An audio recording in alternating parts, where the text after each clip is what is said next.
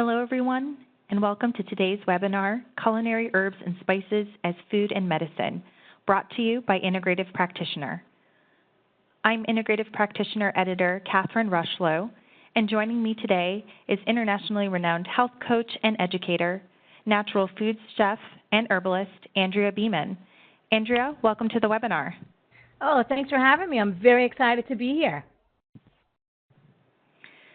Most people underestimate the power of food, herbs, and spices in supporting the body's healing processes. There is medicine in your kitchen. Culinary herbs and spices have been used for centuries to help abate symptoms, promote immunity, clear congestion, improve digestion, and support bodily functions. For this webinar, Andrea will discuss the top culinary herbs and spices that are in everyone's kitchen and how to use them for prevention and healing. Andrea will be available to answer your questions following her formal presentation. If you have questions throughout the presentation, please submit them through the Q&A box on the right-hand side of your screen. And when selecting who your question should go to, please select all panelists. We will do our best to get to all of them during the latter portion of this webinar. This webinar is a part of Integrative Practitioner membership.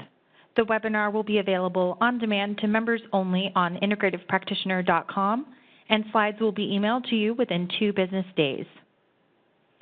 Now I'd like to turn it over to Andrea to begin the presentation. Thanks, Katie, and hello to everyone. Thank you for taking the time to join us here today to learn some ancient healing and home-cooked wisdom for yourself and for your clients. I know that you have many choices of where you can spend your time today, and I'm grateful that you're here and you want to learn some ancient healing knowledge about using culinary herbs as food and medicine. I will try to make this webinar as easy to digest as possible for you because without good digestion, we don't have anything, right? So I personally love teaching people about food and medicine and using this ancient wisdom to modern people because we need this now more than ever. Our disease rates are skyrocketing, as many of you already know. The food that we eat is a big contributing factor to our current disease statistics. So personally, for me, I got into this business over 2 decades ago when I was diagnosed with thyroid disease. I was 28 years old, and I was diagnosed with hyperthyroid, plus I had a large goiter, and I was constantly getting sick. My immune system would crash all the time. Every few weeks, I was battling another sickness, a cold, a flu, a chest infection, a sore throat, allergies, anemia, herpes simplex, eczema, you name it. It was like I was a walking little disease. Every time I turned around, there was a new condition that I was struggling with. So my doctor, when I was 28, my doctor recommended RAI, radioactive iodine, and then to take Synthroid at the time. That was the hot ticket back then, to take Synthroid hormone for the rest of my life. But for me, red flags went up. I didn't want radioactive anything in my body. Years prior, I had watched my mom go through the treatments for breast cancer, and that was in the 1980s, and she had a radical mastectomy. And for those of you that remember that, they took off the breast, they took off the skin, they removed all the lymph nodes. It was really radical. And then she did her, prescribed radiation treatments to clear the cancer. And, her doctors kept an eye on her after that. And after 5 years, she was considered cancer-free. She even went for her yearly checkups and always got a good bill of health. Unfortunately, about 11 years later, she said she was feeling tired a lot. And then she fainted in the bathroom and couldn't stand up. So we called 911, and the ambulance took her to the hospital, and they did a battery of tests and discovered that the breast cancer that she previously had was now in her bones and in her liver and in her brain and in her lungs. It was everywhere. So once again, we followed the prescribed modern medical route, and we did the radiation and the chemotherapy, and we watched her grow weaker and more frail with each passing day. She lost all of her hair. She couldn't keep anything in her system. She went down probably initially to about 90 pounds, and she slept 18 hours a day. I mean, by the end of her life, she was 78 pounds. She had zero energy, no energy at all. So we thought, around that same time, that we were doing the radiation and the chemotherapy with my mom, my dad had read an article, an article. I don't know what it was in, but it was about a doctor that had healed his pancreatic cancer, of all things, pancreatic cancer. He healed it using something called a macrobiotic diet, right? Macrobiotic was big in the 80s and the 90s. So we had nothing to lose. My mom was already dying, and we figured, okay, let's try this weird food. Let's try to use food. Something's got to happen. So we changed her diet. We got her off all the packaged foods, the sugars, the coffee, the pastries. We gave her lots of home-cooked meals made with natural foods, no chemicals. And we noticed that she actually perked up a little bit, like when you have a house plant that hasn't been watered in a while and its leaves droop down, and then you give it water, and the next day you notice that it perked up. It came back to life a little bit because it got the nutrient that it needed. So that's what happened to my mom. We gave her some of the nutrients that she needed, and she got a little more energy. Now, it wasn't enough to bring her back from the depleted state that she was in, but after my mom died, I made a mental note. This planted a seed in me that if I get diagnosed with something serious at any point in my life, I'm going to change my eating habits first, and I'm going to see what happens. Rather than destroy my body, I'm going to just try changing my food to see what happens. So when I was sitting there on the table and my doctor said, okay, you need to take here's the prescription for the radioactive iodine, and then you're going to come back, you're not going to have a thyroid anymore, it's going to be dead, ablated. I said, no thanks. I said, I'm going to change my diet. And my doctor said, your diet has nothing to do with your disease. Now, that was 23 years ago, right? I'm 51 now. When I was diagnosed, I was 28. And a lot has changed since then. We now have integrative health practitioners like you that can offer other options to your patients besides destruction of the body and a lifetime of medication. And you can see a lot of the modern doctors now, the integrative physicians and the nurse practitioners, they are so aware of using diet. Not to the point that I understand diet, right, as ancient wisdom, right? I'm trying to bring even that back into the picture because it's so needed. So you guys and gals know so much more than my doctor did. My doctor was not a bad person. She was simply offering me what she had been taught in medical school and nothing more. And you are here today because you know there is something more. So the more for me was using food, herbs, and alternative therapies as medicine. I got off all the crap, I got onto real food, and it helped me bring my body back to balance. And that's what I've been teaching for over 2 decades now, how to use food and herbs as medicine. And I know that a lot of people think, oh, food is medicine, food is medicine. They change their diet and they feel good initially, and then their body crashes and they don't know why. They're like, I'm eating organic, I'm eating clean, I don't know why I'm getting sick. Because there's many more intricacies and nuances to actually using food as medicine than you would think. Right? It's not simply eating a kale salad or having a cup of miso soup and then saying, oh, I'm healed. Right? It goes much deeper than that. So according to many, many ancient healing practices, there was no separation between your food and your medicine. Your food was your medicine. Food was also a sacred experience because the food you were eating was becoming your body on a cellular, an energetic, and a spiritual level. So our physical food was creating our human body, and we needed to live in that human body to have our experience here on planet Earth, right? Or to have the best experience that we can while we're here inside the body. So food wasn't something that was simply ingested for its various isolated nutrients, which is often the case today, right? In today's the nutritional protocols, oh, they look at the vitamin D levels. Oh, you're low on vitamin D, let's give you vitamin D. Oh, here you go, your immune system's crashing, go get some vitamin C. And your bones aren't well, how about some calcium and some bone stocks, right? And oh, you got inflammation here, put some turmeric in there. And you could name, off the top of your head, I'm sure you could name 20 other isolated vitamins and minerals, right? But when you do that, actually, I'm going to encourage you not to do that because then when you look at the isolated nutrients, you neglect the energetic relationship to those nutrients as food in our body. And we're going to cover that today, so don't worry, I'm not going to leave you hanging. Food actually creates our physiological, emotional, and energetic reactions in the body. Some foods were revered for those reactions, and some foods were actually banned. But across the board, culinary herbs and spices were used because they enhanced and supported our ability to digest our food. And as many of you know, good digestion is one of the keys to good health. So that's what I'm bringing to the table today, using culinary herbs as food and medicine.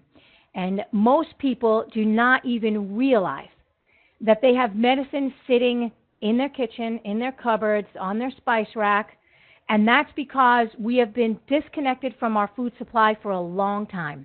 We don't grow our food, we don't forage for it, we don't hunt it, most of us don't even cook it, and we certainly don't understand it because we've dissected it to its isolated nutrients as opposed to looking at the whole plant and what it can do, the plant or the animal or whatever it is that you're eating. We are a fast food nation and we are busy, much too busy to cook, much too busy to learn about our food, but understanding our food and cooking our food can be a major path back to good health. So let's take a look at just a couple of little snippets of some of the history of culinary herbs and spices, and some ideas about how you can use this with yourself and with your clients. So we have a long history of using culinary herbs and spices for both food and medicine.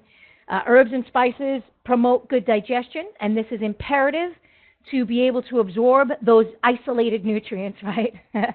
So in ancient Egypt, coriander, fennel, juniper, cumin, garlic, and thyme were classified as health-promoting, and workers on the Great Pyramids regularly consumed garlic for strength and vitality. Hippocrates, who is often called the father of modern medicine, wrote about the medicinal uses of thyme, coriander, cinnamon, mint, and marjoram. For those of you that don't know, it's similar to oregano. The medical writings of Charaka, first-century medical scholar from India, referenced cinnamon, cardamom, cloves, ginger, turmeric, and pepper for healing purposes. According to ancient food lore, Confucius would eat no meal that did not contain a little ginger. Very smart, right? Because ginger is bringing warmth and heat and fire to the digestive system. And without a strong digestive fire, we cannot really absorb our food. It'll sit there. You'll get bloated, gas, distension, the whole thing. And also the ancient practitioners of Taoism used cooking for the pursuit of health, but also for the pursuit of spirituality. And their recipes included leaves, roots, stems, flowers, seeds, bark, and fungi. So let's just take a look at some of the differences between herbs and spices. And this is basic. This is just basic. Herbs are generally the leafy portions of a plant. Some examples include rosemary, thyme, mint, basil, dill, nettles, cilantro, tarragon. I'm sure you could name 20 others. And then spices are generally harvested from other parts of the plant, including the roots, the berries, the seeds, the flower buds, and the bark. Right? Cinnamon is a good example of a bark. Ginger and garlic are rhizomes. Garlic is a root. Ginger and turmeric are rhizomes. Nutmeg is a seed. Capers and cloves are flower buds. Peppercorns are berries. So let's take a look at some of the common kitchen herbs and spices that you and your clients have in your kitchen right now. I'm sure of it, at least one. And you have at least one of these in your kitchen. Right? And I didn't put salt there because salt should be in everyone's kitchen. And also peppercorn is there. So you have basil, chive, cilantro, dill, marjoram, mint, oregano, parsley, rosemary, sage, savory, shiso, tarragon, Thai basil, thyme, and this is just some common ones. There are many more. And then, of course, our spices are allspice, bay leaf, caraway, cardamom, cayenne, cinnamon, cloves, cumin, coriander, fennel seeds, fenugreek, nutmeg, paprika, peppercorn, saffron, star anise, and turmeric. Right? So these are just some of the common ones. So I am sure that you guys that are here with me today have at least one of these herbs or spices in your kitchen, if not all of them. So we're going to talk about a lot of these today. But before we get to the actual herbs and spices, we're going to look at how you can make some medicine in your kitchen. So these are some various medicinal recipes, right? An infusion. This is a gentle medicine that's delivered via a liquid or a water base. So a tea is a great example of an infusion. Chamomile tea, mint tea, even your black tea is considered an infusion. A decoction, the process of extracting the essence of an ingredient by boiling or heating and then simmering for a long period of time. So this is stronger than an infusion because you're continually heating the element to draw out their healing constituents. So an example would be a bone stock. Everybody's really going crazy with bone stocks these days, and that's very smart because there is so much bone problems going on and weakness and osteoporosis, and that's just not it's not a healthy way to be in the world. If your internal structure is breaking down, you can't be here. So congee is another example of a decoction. It's a type of porridge made with herbs like ginseng and astragalus root, and then it's finished with cultivated herbs like cilantro, scallions, or parsley. And it's just simply rice that's been cooked for like an hour, right? It's cooked, and you have those wild roots in there, and you're pulling out the constituents of the root, and it's going into the liquid base, and then you're going to eat that. And your body's going to be able to process it better because it is in a food and it's absorbed more deeply. Right, so that's why food was always thought of as medicine, because your body goes through the process of digestion, and that food literally is becoming you on a cellular level. Okay, so that's something to keep in mind. An extraction, so you can use alcohol, vinegar, vegetable, glycerin. You extract the constituents from the plant. It's generally stronger than an infusion or a decoction. You may remember seeing extractions possibly sitting on the windowsill of if you go into Italy and you go to the old Italians' windowsill, or you go to Greece or one of those countries and you go to the windowsill, you'll see on the windowsill either sitting in olive oil, you'll see some rosemary, or in vinegar you may see thyme or oregano or basil, right? So they're sitting in that liquid medium, and those constituents are being extracted, and then either the oil or the vinegar is actually going to be used as on food, and it's going to be absorbed once again more deeply. Herb sauce, of course, you go to every country around the world, they do have sauces. So the sauces, or an herb sauce, will make food taste brighter, better. It's an excellent way to get a high dose of herbs and spices into the body. Some examples of sauces include a pesto, right? Pesto, pistou in France, or chimichurri, right? These are examples of herb sauces. And then, of course, we've had poultices. So that's a soft, moist mass of plant material applied directly to the skin. A great example, I'll give you a really quickie. When, I guess about maybe 15 years ago or something, I was out at my dad's house, and one of the grandkids got a bee sting, right? Got a bee sting on his hand. He came in crying. Oh, I got stung by a bee. He's crying his little eyeballs out. My sister goes to the refrigerator. She grabs an onion. She cuts the onion in half. Boom, she puts the onion on top of the bee sting. Within 5 minutes, the bee sting was no longer red and inflamed, and the kid went back outside and started playing. Right? He forgot all about his bee sting, right? So that's an example of a poultice. Another example is, 20 years ago when I was studying macrobiotics, and we learned about the healing properties of cabbage. And if you have congestion in the breasts or little cysts in the breast, you'd crush a cabbage leaf and you would put it in your bra, and you would change it every couple of hours. So all the girls were walking around with cabbage leaves in their bras. It brings a whole new idea of, like when you're young and you want your breasts to grow, and you stuff your bra with socks or something like that. So this is a whole new take on that, stuffing the bra. We actually put cabbage leaves in there. So let's take a look at another form of ancient.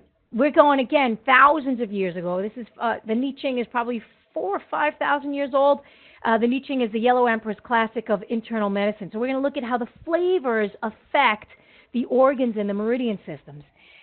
So this is ancient knowledge again, and the sweet flavor has a retarding effect, or a slow growing and slow building effect. And thousands of years ago, they knew that we needed all of these flavors, but too much of one flavor would cause a reaction in the body. So too much sweet causes aches in the bones and weight gain. And then the sour flavor has a gathering and an astringent effect. So too much sour toughens and tightens the flesh. And then we have salty, and salty has a softening effect, but too much salt hardens the pulse. And then bitter has a strengthening effect, but too much bitter withers the skin. And then spicy and pungent has a dispersing effect, but too much pungent will knot the muscles. So most of our herbs and spices actually land on the spicy pungent, most of them, as well as salty, right? So we have this spicy pungent, which has a dispersing effect, which will break down the food and move it through the system as opposed to just sitting there. That's why these culinary herbs and spices are amazing for helping you digest and process your food. But I want you to look at this one more time, because I want you to think about what are the two most abused flavors right now in everyone's diet around the world, especially here in America, for those of you that are Americans. Sweet and salty. So we are abusing the sweet and the salty flavors. So sweet has a retarding effect when it's overused. Too much sweet causes aches in the bones and weight gain. So we have obesity. You'll have diabetes. Rheumatoid arthritis. Let's look at the salty. Too much salt hardens the pulse. We're looking directly at heart disease and high blood pressure. Right? So this is thousands of years old, and they knew by looking at the energetic of the flavor of the food how it affected us, because we are energetic bodies. We're not isolated constituent factories. Right? We are energetic bodies. We are, according to the ancient healers, the human being is just a smaller version of the entire universe, which means that we are energy. We are energy, and everything that we eat is energy, and it has an energetic effect on us. So this is the effect of the flavors on the physical body. So let's keep going. Let's look at some of the more modern science, right? The physiological reactions from some of the food and culinary herbs, or from food in general. Some are diaphoretic, means it opens the pores, it makes the organism sweat. So cayenne pepper is a great example of this, as well as elderflowers, great example. Antispasmodic, eases spasms or cramps in the muscles. We're going to go through each of the different herbs and the effects that they have. So like something like oregano has that effect, as well as rosemary. Alternatives improves metabolic processes from nutrition to elimination. That's like burdock and red clover. They're moving things through the system, clearing the lymphatic pathways. Anticatarrhal eliminates excess mucus. We have antimicrobial, inhibits pathogenic organisms and bacteria, fungi, viruses, right? So you're looking at all your oregano, all those spicy, really spicy, right? Oregano. You have a piece of oregano on your tongue, you'll feel the effect of that. Astringent tightens and tones the tissues. Example of that would be lemons and all of the vinegars. Those are astringent. Anything with a sour flavor, by the way, astringent. Carminative eases discomfort caused by gas. Demulcent, mucilaginous properties that soothe inflamed, irritated tissues. So sea vegetables are a great example of something that's demulcent.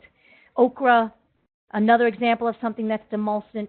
Marshmallow root, another example of something that's demulcent.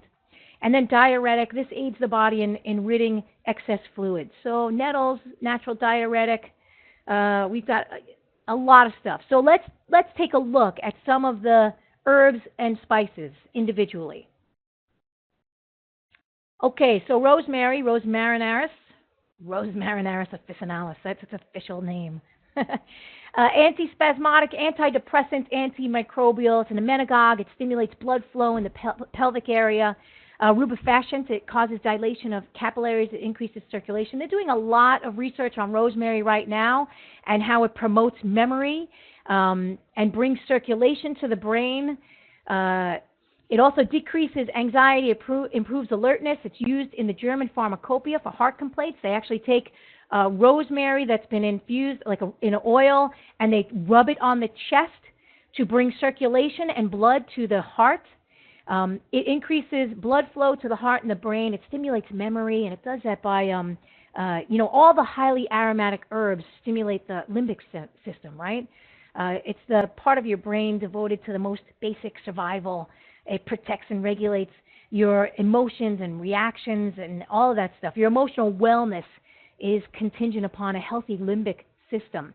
And neurological decline as well. So you need your limbic system to be stimulated properly, right? So all of the aromatic herbs do that.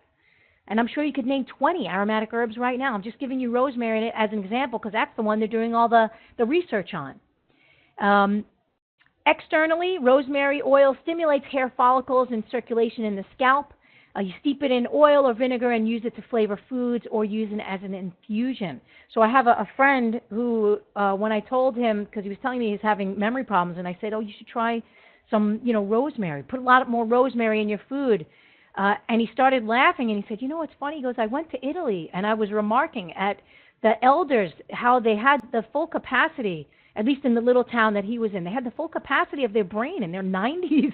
He goes, and the old people told me that it was that because they eat rosemary every day. So, according to ancient lore, like in medieval times, rosemary was given to people for remembrance. They even put rosemary wreaths around the bride's heads, right, when they got married. And I think that was so that the bride would remember who the husband was, right? Because sometimes you get married, you just want to forget. Hey, why did I marry this person? So that's to remember. So let's keep moving forward. Here's one way that you could use rosemary. Simple. You could have it as an infusion. You could steep it. You could take the little leaves. You could chop them up. You could steep it in boiling water for 7 to 10 minutes. It clears nasal congestion. It improves memory, expectorates chest congestion, and it helps lift depression. The classic way to have the rosemary, of course, is steeped in the oil or the vinegar. But if you don't have the time for that, because that takes sometimes weeks, right? You don't have the time for that, and you want to improve your memory right now moving forward, right? So it's not 1 cup of tea. It's daily rosemary infusions, daily tea. So I think they should bring this, give this to in the old age homes. They should just put lots of rosemary in the food. It's delicious. It makes everything more flavorful, right? Just have some tea, rosemary tea. It's actually really fragrant. It'll help lift depression. When they go into the old age home, what happens? They get depressed. They can't tell anybody their stories. So one of the, we're looking at dementia here. We're looking at Alzheimer's here. If you can't repeat and relay your stories to people, you're going to forget them. So rosemary was used for remembrance. Let's go on to the next one. Oregano. It's a naturally antiseptic, antibiotic, antifungal, carminative. It's an expectorant, diuretic. Researchers have found compounds in oregano oil that kill many of the bacteria that cause food poisoning, like E. coli, salmonella, listeria, and shigella. So put it into your food. There's a reason why oregano is put into the sausages, right? Put it into your food. That's where it's going to do the most good. It improves digestion, kills intestinal worms, and treats bronchial membranes. Traditionally was used in TCM, that's traditional Chinese medicine, to treat gastrointestinal and respiratory conditions. It, of course, complements Italian, Greek, and Latin cuisines, and it warms the blood and lifts the spirits, right? Warms the blood and lifts the spirits. So if you're feeling sad, feeling depressed, again, put more herbs into your food. Be liberal with them. Tell your clients to be liberal with them. Don't be shy, right? Most people just put a teaspoon or a pinch. No, put a whole tablespoon, right? Put it in and you have it often, right? So this is, again, when we're looking at the modern food supply that is just doused with the sweet flavor and the salt flavor, they neglect all of these other flavors. So this is a spicy, pungent flavor, oregano. It's going to disperse. It's going to move things, right? I want it to move you, right? Move you literally out of your chair, out of depression, lift your spirits. Okay, so let's go to the next one, a chimichurri. This is a great way to have an herb sauce, a great way to get a whole lot of oregano. You could use parsley and cilantro, oregano. You throw some garlic in there, olive oil, lemon juice, lemon zest, hot red pepper flakes, sea salt. You put all the ingredients into a food processor or a blender, puree it. Boom, there you go. You got your chimichurri. It's very simple, lifts the spirits, makes your food more flavorful. This recipe and so many other recipes you can find on my website, AndreaBeeman.com. But here it is, right here for you. And it's put it on your food. It's going to make everything more delicious. And it's going to lift your spirits, right? Which is, that's what we want here, right? Part of being healthy is being happy, right? How many healthy people have you seen that have been miserable curmudgeons, right? Not so healthy, right? So if you can, we want to lift the spirits. We want to energetically, right? These herbs, these plants that are growing energetically, they're lifting the spirits. And that's a much deeper concept. I can't get into that today, but that's a much deeper concept to think about.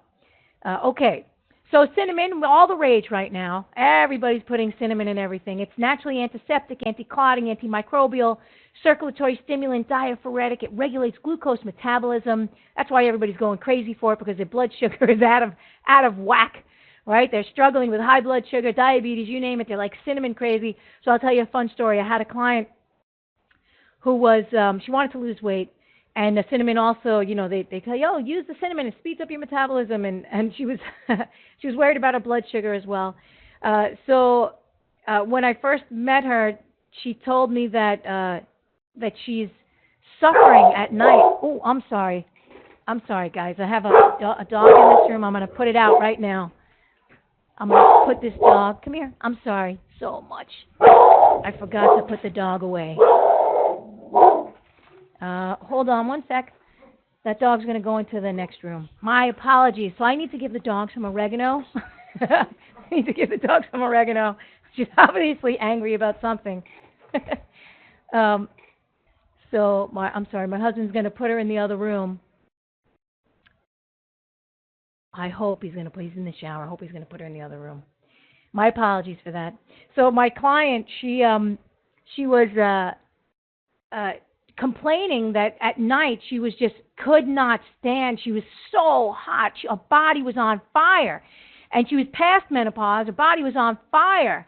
And the husband left the bed. The husband said, I can't sleep with you. Your body's just so hot. I'm like, okay, tell me what you're eating. She's like, well, you know, I'm having for breakfast, I put a little cinnamon into my my oats in the morning, and then I'll have a little cinnamon in my coffee, and then at lunchtime I'll have a little cinnamon tea, and then at nighttime I'll have a little cinnamon with whatever else she was having. So she was having cinnamon 3 and 4 times a day because she was worried about weight gain as well as her blood sugar. But cinnamon is very warming. You know, in Chinese medicine, cinnamon is one of the most warming spices that you could use. It stimulates the kidneys, right? The kidney yang. It's nourishing the kidney yang, which is the heater in the body, right? So here she was on fire. So we took the cinnamon out. She cooled down. Husband came back to bed. Relationship got better again. So we have to remember that the foods need to be used correctly. The herbs and the spices and the foods need to be used correctly, because, you know, people will be like, cinnamon is good for this, and they just start putting it on everything, and it's not. It may not be good for them or their condition. So the Greeks and the Romans used cinnamon to treat indigestion. It's highly effective for gastrointestinal disorders and preventing digestive infections. Like I said, it warms the body. It improves blood sugar metabolism. So here's one specific way to have cinnamon. In a mulled cider. You could have it in a mulled cider and a mulled wine. So these specific spices that are here in a mulled decoction, right? That's something that's cooked for, 45 minutes or so, or even longer. These specific, they help they heat up the body. They're used in the wintertime. Nobody has a mulled cider in the middle of summer. They're used in the wintertime and in the fall, and they heat up the body. And one of the things that they do is they start to kill, when your body comes in contact with, let's say, a cold virus, you know that a cold lives in a cold environment. It's one of the reasons how it got its nickname, right? The rhinovirus, it got that nickname, cold, because it lives in a cold environment. So if you're heating the body externally internally with these ginger, star anise, whole cinnamon sticks, cloves, allspice, which are all warming, you're going to knock that cold or that flu out before it has a chance to take hold of the cells, before it has a chance to start replicating in your system. So I always recommend my clients, in the wintertime, especially if they are prone to colds and flus, start to have mulled cider, mulled wines, put these spices in, heat up the system so that they're not falling victim to every single cold that's being passed around. Instead, they're passing around the cider at the party, right? So allspice contains eugenol. It's an infection fighter. It's antiseptic. It's anti-inflammatory. Star anise is a seed pod that's rich in shikimic acid. It's antiviral and antifungal. It's used for EBV and flu, right? You know that the shikimic acid is the starter for Tamiflu, right? Cloves are dried flower buds from an evergreen tree and can be used as a pain-relieving anesthetic. If you ever had a toothache and you stick a clove in there, you'll see what I'm talking about. You put a dried clove on your tongue, that part of your tongue will go numb. Cinnamon, of course, the inner bark of a tree, used for warming the kidneys and balancing the blood sugar. So let's keep going. Turmeric, which is all the rage right now. Everybody's going turmeric crazy. Turmeric capsules, turmeric this, turmeric that, right? It's antiseptic, antioxidant, anti-inflammatory, and antibacterial. Those are its constituents. But it was never eaten solo. It was never eaten on its own. It was always mixed with other herbs and spices. An example is a curry, right? So the turmeric gives the curry its bright yellow color, but there's also black pepper, there's cumin, there's cayenne, often in a curry. So you have to look at the way that it was traditionally used, because you can certainly just take the turmeric because it's anti-inflammatory, but I would suggest you have it the traditional way, and you encourage your clients to have it the traditional way in a curry or in some other, a golden milk or something like that, because that's the way that it works best. Right? It has fat-soluble constituents, so unless you're having your turmeric in some type of fat base, then you're not absorbing all the constituents that need to be, right, for the anti-inflammatory properties. So it's a vital ingredient in East Indian and Thai cooking. It's hepatic, means it supports, or hepatoprotective, it supports liver health, stimulates the flow of bile. Combine it with freshly ground pepper to increase absorption in the gut. This is a classic combination and classically combined with other spices. So here is another recipe.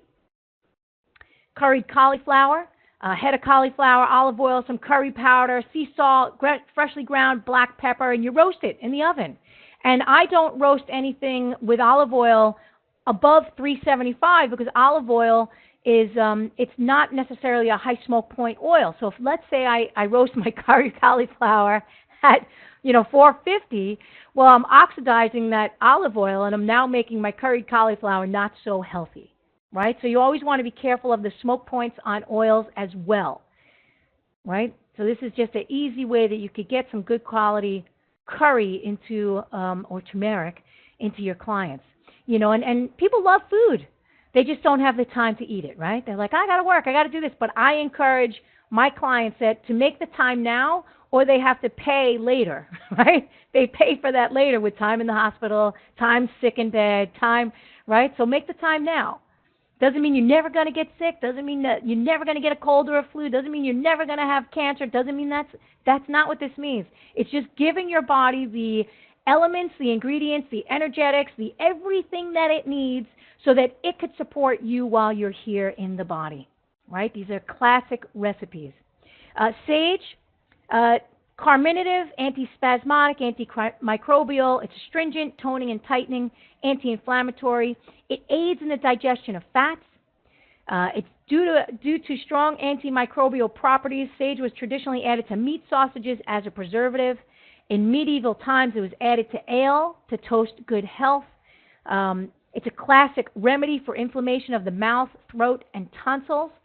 It decreases sweating. It's good for use during menopause. So the sweating will come from what's called a damp condition. Often in Chinese medicine, a damp condition will increase the sweating in the body. So it actually decreases the sweating by improving the absorption of the fats and moving things through the system in a more timely manner so that we don't have a damp stagnation sitting in the gut, right? Or that swamp so to speak. Think about a swamp. I want you guys to think about a swamp, right? Hot, sweaty, right? So the sage actually helps to process the fats better, and then it'll move that swamp out of the system.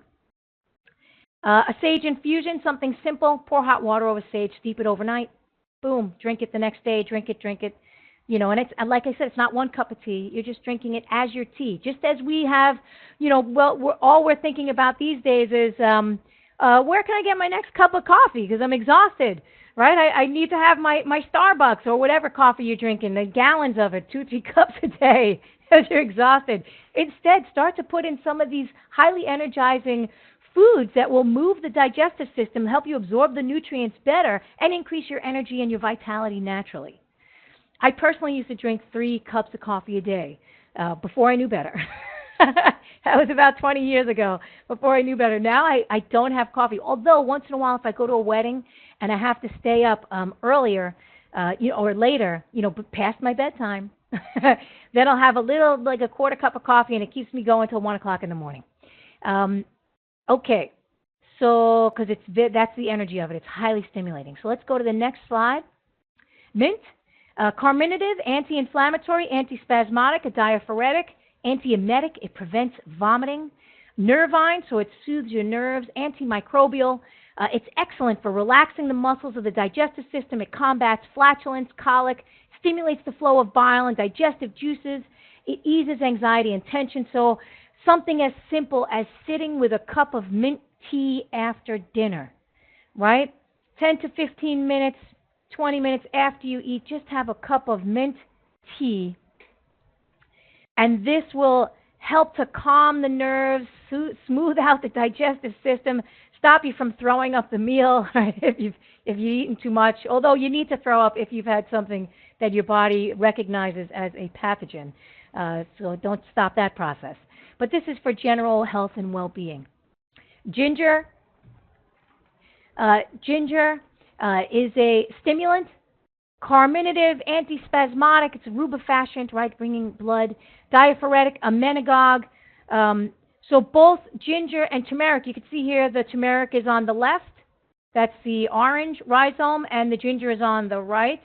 That is the yellow rhizome. And rhizomes are they're bulbs that grow horizontally underground. And if you look at them, right, just look at these knobby roots, right, these knobby rhizomes.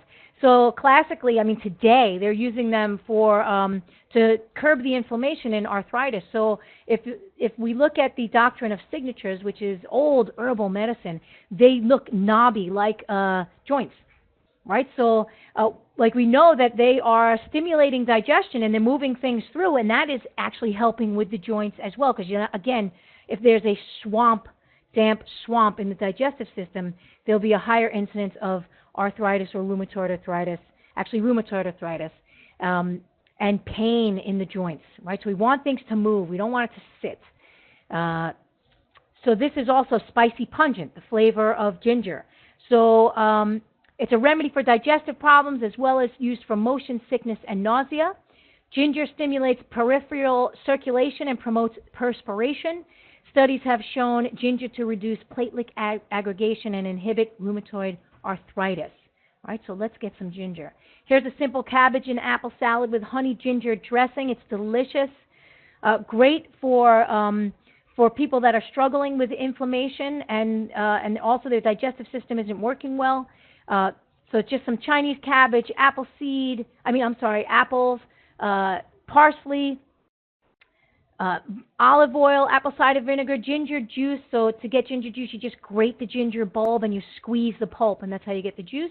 And some local raw honey. Chop it up, put it together, let it sit there for about 15 minutes. Delicious salad. Right? Great way to get medicine. Cayenne pepper, stimulant, diaphoretic. Boy, that'll make you sweat. Anti-catarrh, thins the mucus. Silagogue, increases saliva. Rubefacient, antimicrobial, antiseptic.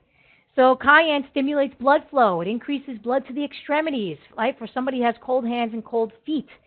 It's used to treat arthritis and carpal tunnel syndrome. It inhibits the growth of H. pylori, right, the bacteria that causes ulcers. So I had an old neighbor, she was 88 years old, and Connie, she used to tell me that in the wintertime, because her circulation was bad in the wintertime, she actually used to put cayenne pepper externally in her socks. And she said, oh, you got to try it. It'll make your feet so nice and toasty all through the night. And it did. It worked. But you can't have any open sores or cuts on your feet when you're putting the cayenne pepper in your socks. That's not so good. That will burn like heck. You'll be running the heck out of your house. But she learned that remedy from her grandmother, right?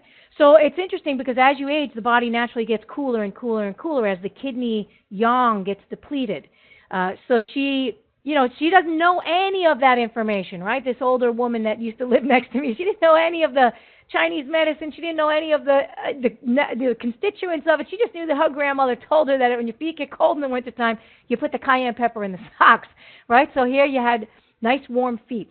And again, as the body ages, the kidney yang becomes deficient, and the body gets cooler and cooler and cooler until the blood doesn't move anymore, and we exhale our last breath, right?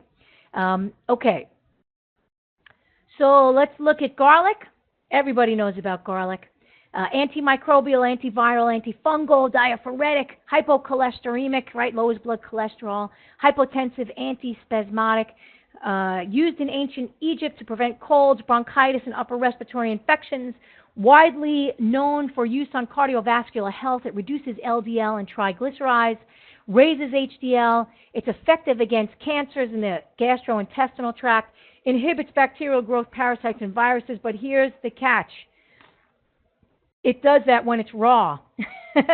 When it's cooked, not so much, right? So for a lot of people, raw garlic can be very, very hard to take and cause intestinal upset and digestive distress, right? So you don't want so much of that raw garlic unless you have a strong digestive system that can handle that. But one of the ways to get around this, and I showed you this earlier, is with an herb sauce, a pesto. Pesto has 3 to 4 cloves of garlic in it. Chimichurri, very high garlic as well, right? A pistou. It's just simply just parsley, lemon, garlic, olive oil, right? So this is some of the ways to get the garlic into the system without it causing digestive distress, right? Because otherwise you're going to be like, I'm not eating the raw garlic. My friends aren't going to talk to me. My breath is going to stink. So this is all stuff to consider. There are ways to use food as medicine and culinary herbs and spices as medicine, but you have to know how to use it. You have to know how to use it effectively and properly and use traditional recipes and classic recipes, and that's how you make it work. So for those of you that are interested in getting a basic primer on understanding how to use food as medicine, I do have a food as medicine program. And I teach the students how to prevent and heal disease using food and herbs. And we talk about the #1 killer in the world, cardiovascular, and this is for both men and women, and the warming spices and the cooling spices and the foods and when to use them, and the various flavors to nourish the organ systems, as well as how to boost immunity to easily stave off cold and flus, but as well as boosting the immunity for the bigger diseases, right, for cancer and stuff like that. And then, of course, I cover detox and fasting and how to inhibit the growth of cancer cells by detoxing and fasting. Fasting, by the way, is not new, right? People are talking about intermittent fasting and how it eats up the mutagenic cells that are in the body, right? It goes through the process of cleansing the body, but fasting is not new. That's thousands of years old. We use delicious recipes for immune and lymphatic support. Natural detoxification protocols for long-term health, a wide variety of food and herbal preparations, and some delicious healing recipes for a variety of conditions. And you could find that at andreabeeman.com/food-as-medicine-program/. And let me see what else we have here. These are some of the references. These are the reference books that I use to get the information to you about the various constituents of the herbs and the spices. As well as you can find in some of these books the energetic part of the herbs as well as the spiritual connection, like in the traditional Western herbalism and all that stuff.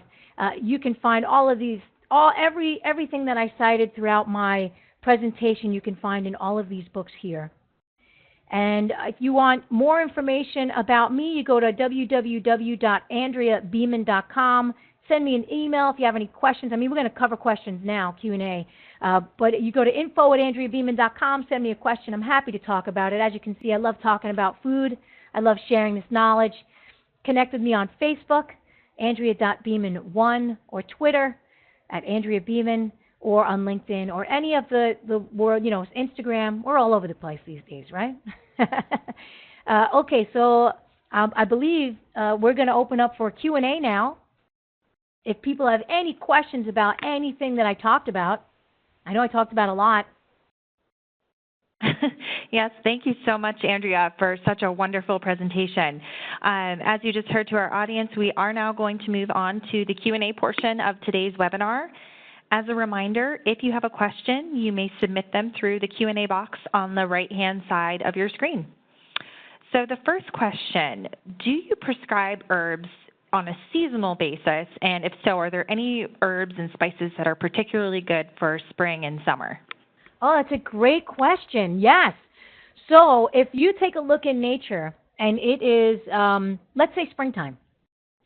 So in the springtime, you look around, and there is chives and scallions. They're popping up. Like if you go to Central, like I live in New York City. So if I go to Central Park in the springtime, little chives, or they called onion grass, is popping up all over the place.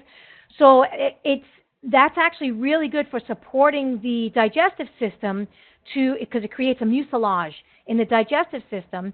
And your liver at the time in the spring also needs support. So if you look around in the springtime, you also see dandelion. Right? Dandelion leaves, dandelion flowers popping up in the spring and the summer. And that's because in the spring, there's a natural detoxification process that happens. And dandelion root supports the detoxification process of the liver, and the dandelion leaf does as well. And also the dandelion leaf not only supports the liver, it also supports the kidneys. So you need your all your detoxification systems functioning well, and the dandelion root helps to move everything through the digestive system so you can excrete the waste that you don't need or the accumulation from the wintertime. So like if you take a look around, there's herbs popping up all over the place. So now we're coming into the season of basil, thyme, all of the really light herbs that are getting a ton of sun. They really thrive in the sunshine. And again, these are the herbs that are promoting this, lifting this depression, lifting the mood. Put them into your food. Throw the basil in everything when it comes up, right? Throw the thyme in everything if you can. That's a really great question. I mean, and wintertime has its own set of herbs. more roots and rhizomes in the winter, but certainly wintertime has its own set of herbs. Great. So the next question we have, for herbs like cinnamon and turmeric that can be bought ground, do the ground versions of these spices still elicit the effects that you talked about? Yes, they do. But one of the things that happens with the ground versions of the herbs is they start to lose their volatile oils, right? The longer they are sitting, the longer they're losing those, a lot of the benefits. So if it's sitting for 2 years, I would toss it. Now, you could keep herbs for long periods of time. Like I would keep them for up to 18 months. But when you open up the container, you should be hit with the vibrancy of the herb, meaning the energy of the herb. And if you can't smell it, and if you put it into the palm of your hand and it doesn't elicit an aroma, then you want to toss it. It's no longer, it's lost all of its energetic properties. Great. So the next question that we have, an attendee wants to know if you could please speak a little more on some of the spices that you would use for anxiety and how much one would take for general nervousness and anxiety. Oh, yeah. Well, first, for general nervousness and anxiety, my favorite herb is lemon balm, right? So lemon balm is part of the mint family, and it's wonderful for calming the nerves. And drink it all day long. Have a cup in the morning, have a cup in the afternoon, have a cup in the evening. And then, of course, you have to look at where the anxiety is coming from. So the anxiety is coming from something in your life that is going against what you need to do or want to do, right? So we're having this anxious, right? Maybe it's a job you don't like. Maybe it's the husband or the wife is driving you insane, right? Maybe you're not doing the thing that you want to do in the world, but something is causing the anxiety. The anxiety is the thoughts are spinning out of control. But why are the thoughts spinning out of control? So beyond the looking at the root cause of the anxiety, you also have to look at, am I grounded? Right? Am I grounded here? Have I taken up space, my space here on the planet, or am I floating all the way up in my head? Right? So energetically, where is the energy? Is the energy all the way up in the mind? So in order to get out of the mind, you have to get grounded. So roots also help with that, right? Roots are very grounding. Ginseng, ashwagandha. This is also going to help with the anxiety, right? Because if you're physically all the way up in your head, then you're not grounded. So you need to have this grounding. Like human beings are between heaven and earth, right? And when I say heaven, I mean like the universe, right? We're between heaven and earth. So we can't always be up in the head thinking all these millions of thoughts all over the place. We got to get grounded here on the planet. Otherwise, we're going to get anxious as well. So lemon balm, one of my favorites. Also the roots, like I said, ashwagandha, another great one. Ginseng, classic, right? Nourishing the nerves on a very deep grounding level. The next question we have is about garlic. This person wants to know if they wanted to cook garlic, is there a way to have it cooked where it will still maintain its medicinal properties as raw garlic does? Yeah, absolutely. And I'm a big fan of cooked garlic. Like when I was talking about the medicinal properties of the garlic, when you're looking for like the antibacterial and all of that other stuff, it's best when it's raw. But I'm a big fan of cooking garlic, and I like to add my garlic towards the end of cooking.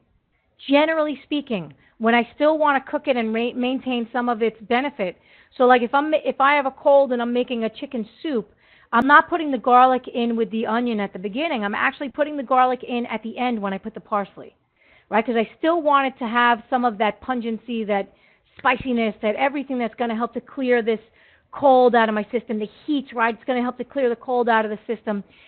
So you add it at the end of cooking. Even when I make my greens, like if I'm sauteing greens, I will saute my greens. I'll do like a water saute initially. Water saute, depending if it's a very watery green, I won't do a water saute. So like if it's a spinach or a bok choy, I won't do a water saute. But I'll put a little water in the bottom and I'll let it break down the cellulose fiber, and then I'll put my olive oil, then I'll put my garlic, then I'll put my salt right towards the end, so that I'm getting those benefits that I want toward the end of the cooking process, as opposed to at the beginning, where like for flavor purposes, specifically flavor, I'm going to add it more at the beginning rather than at the end. Great. So the next question, we hear a lot about using cayenne for hypertension. Is it strong enough to use it on its own as a powder or ground or its whole form, or is it better to take it as a capsule? Well, like when it comes to cayenne, if you're having it in its ground form and you put it into your mouth without a capsule, you're going to be on fire. Your mouth is going to be on fire. So if you're going to have it in food, like you can have, believe it or not, cayenne pepper in a tea, but again, it's going to burn the lips. It's going to burn, you have to be receptive to the fact that it's going to be fiery. And also someone with hypertension, now we have to look at the person themselves. So if they have hypertension and they already have a hot, fiery condition, and this is on the energetic and the spiritual level, if they already have a hot, fiery condition and they have hypertension, then you don't actually want the cayenne pepper. You don't want that. You actually this person would be better off with more of the cooling herbs, right, to cool down the fire. And when I say fiery condition, I mean someone that is, you see them, if they have hypertension and they are red in the face, if they are easily irritated and quickly annoyed, if they are snapping, right, if something happens and immediately screaming, or yelling, then they actually need to cool down the liver heat and the liver fire, and the cayenne pepper is not going to do that. It will exacerbate the condition. So for that person, they actually need to cool the liver fire. So for the hypertension in that person, you would do something like a hawthorn berry, which is cooling and great for hypertension. You could do something like a classic motherwort. Motherwort cools liver heat, and it's also great for the heart. Its original name is Leonaris cardiaca, or lion's heart. Dandelion leaf and dandelion root, right? They're going to cool the heat that's there. They're going to cool the heat. So you have to look at the person's condition, right? Is this person need to be cooled for their hypertension, or does this person need to be heated for their hypertension?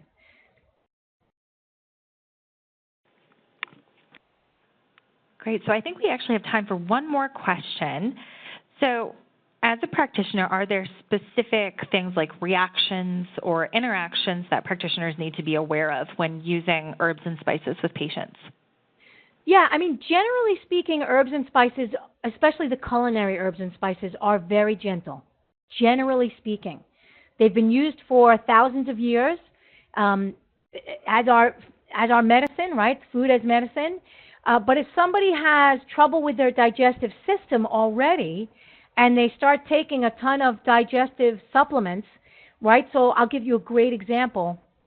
Let's go here to this place, right? So let's talk about SIBO, right? Somebody has SIBO, small intestinal bacterial overgrowth, and they start taking oregano oil, right, which is highly concentrated, highly volatile, very, very strong, but they heard that it's antibacterial, so they're taking oregano oil. Now they're going to wipe out the bacterial population in the small intestine, almost like an antibiotic would, because it's that strong, and they'll have more trouble in the end, right? So they may feel good initially, but then they'll go back to bloating and gas and distension and all this stuff, because we need a lot of the bacteria, the majority of the bacteria that is in our intestine, but you don't want to kill all of it, right? So that's what antibiotics have done for centuries, not centuries. Antibiotics, what they've done for the last 100 years, destroying all the intestinal flora,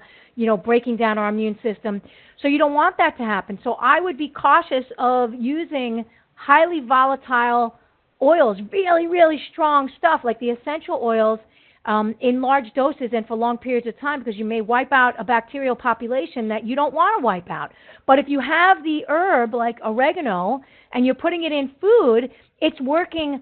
It's a little bit slower that it's working, like I said, because it's gentle. It's a little bit slower that it's working, but it's working for the long-term health of the body. So if somebody, for example, another example, if they get hives, if they start taking a specific herb or a spice and they get hives, that can usually show that the liver is congested, right? So then you want to probably do some type of liver cleanse or cool the liver fire or something like that to get that liver moving. And when I say liver, I'm talking about the energy of the liver moving, right? So your liver is always working. It's one of the hardest working organs in the body. And you just want to get it moving, get it out of that stagnant mode, because the hives are showing that there's inflammation, that the body's reacting, that the detoxification process the body hasn't, or the liver hasn't been able to metabolize something properly, and now it's getting sent down to the other parts of the area, to the digestive system, to the kidneys, right? All this stuff is going on. So we have to be cautious with, I think, the extreme foods that we're putting into the diet now. The extreme oils, the extreme stuff. But other than that, your entire culinary herbs and spices that are on your shelf and those are pretty harmless. You have to eat a lot of, a lot of basil to really have a problem. Great. Well, thank you so much for taking the time to speak with us today, Andrea. We've so enjoyed having you. Oh, thank you for having me. I love sharing this stuff. I love teaching this ancient knowledge. It's not new stuff. It's as old as the hills. And if you got a great grandma, if you're lucky enough to have a great grandma, sit with her, talk with her, get some information, right? The grandma remedies. Great. Well, Thank you to our audience for attending today's webinar, Culinary Herbs and Spices as Food and Medicine, brought to you by Integrative Practitioner. The webinar will be available on demand to members only on integrativepractitioner.com, and slides will be emailed to you within 2 business days. Once again, I'm Integrative Practitioner Editor Catherine Rushlow, saying thanks for joining us live today and have a wonderful rest of your day.